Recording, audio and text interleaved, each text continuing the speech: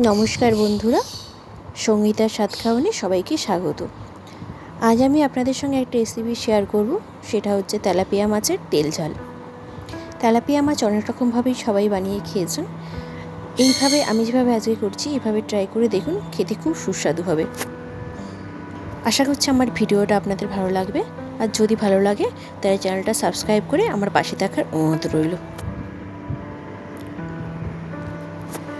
প্রথমে কড়াই বসিয়ে কড়াইটা গরম হলে সর্ষের তেল দিয়ে দিয়েছি। তার মধ্যে আমি নুন আর হলুদ দিয়ে দিলাম।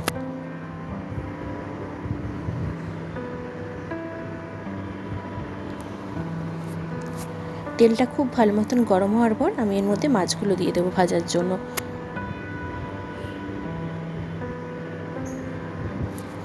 একে একে মাছগুলো ভেজে নেব।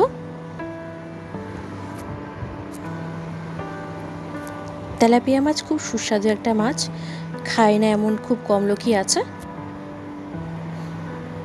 ভালো মতন এপিট ওপিট করে আমি ভেজে নিয়েছি মাছগুলো। এই রেসিপিটা খুব কম সময়ে হয়ে যায়, যখন তখন ঝটপট করে ফেলা যায়। আশা করব আপনারা বাড়িতে ট্রাই করবেন।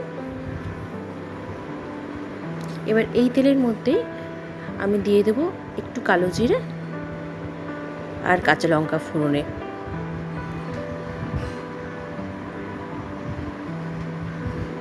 ফোড়নটা একটু ভাজা ভাজা করব। এবার এর মধ্যে আমি দিয়ে দেব কুচিয়ে রাখা পেঁয়াজ।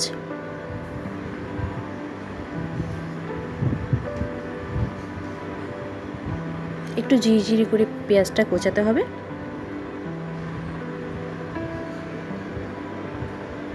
পেঁয়াজটা আমি এবার একটু ভালো মতন ভাজা ভাজা করে নেব।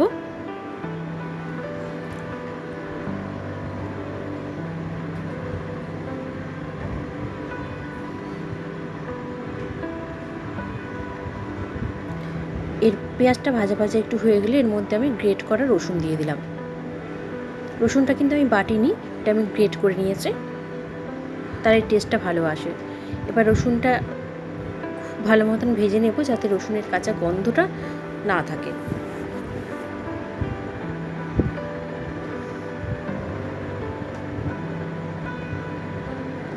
এবার আমি এর মধ্যে দিয়ে দেব একটা ছোট সাইজের টমেটো কুচোনো।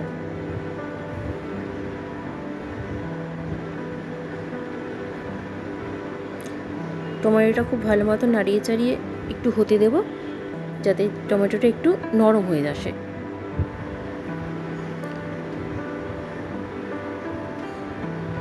দিয়ে দিলাম নুন, তাতে টমেটোটা নরম হতে খুব তাড়াতাড়ি সাহায্য করবে।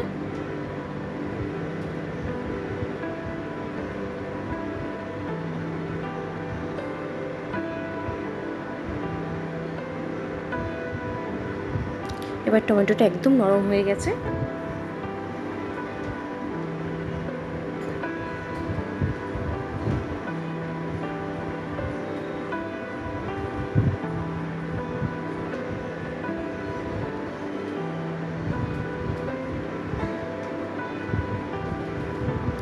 দিয়ে দিলাম হলুদ গুঁড়ো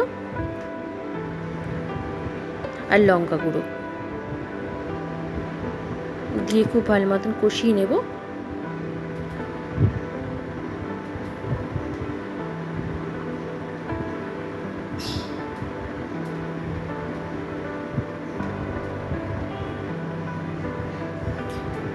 কষানো হয়ে গেলে এবার এর মধ্যে আমি দিয়ে দেব আগে থেকে বেটে রাখা সর্ষে। আমি সাদা সর্ষে নিয়েছি, আপনারা চাইলে কালো আর সাদা মিক্স করে নিতে পারেন। সর্ষেটা ছেঁকে আমি শুধু জলটাই দেব, মানে সর্ষের যে ছিবড়েটা আছে সেটা দেবো না, শুধু জলটা দেব। তাতে নানা রকম পেটের রোগও হবে না, আর খেতেও সুস্বাদু হবে, ছিবড়েটা মুখে পড়বে না।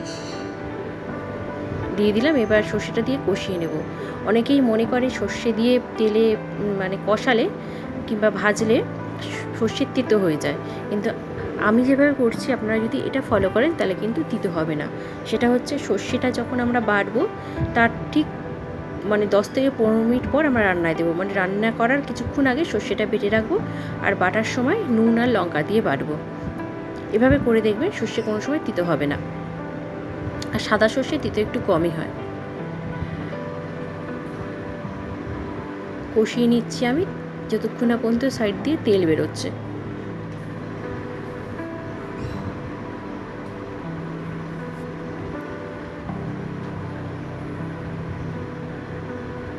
এবার এর মধ্যে খুব অল্প পরিমাণে মানে সর্ষের বাটিটা ধুয়ে একটু জল দিয়ে দিলাম আমি।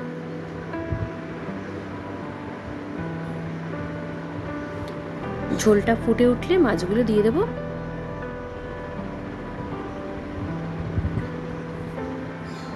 ঝোলটা ফুটে উঠেছে, এবার মাছগুলো দিয়ে দিচ্ছি।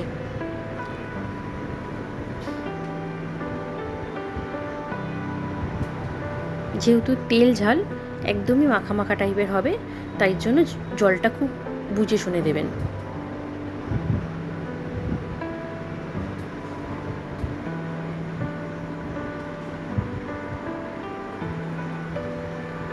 রেসিপিটা হতে একদম টাইম লাগে না, খুব তাড়াহুড়োর সময় এটা করবেন, গরম ভাতের সঙ্গে খেতে খুব ভালো লাগে। মাঝখানে আমি একবার উল্টে দিয়েছি মাছটা, দেখুন হয়েই এসছে।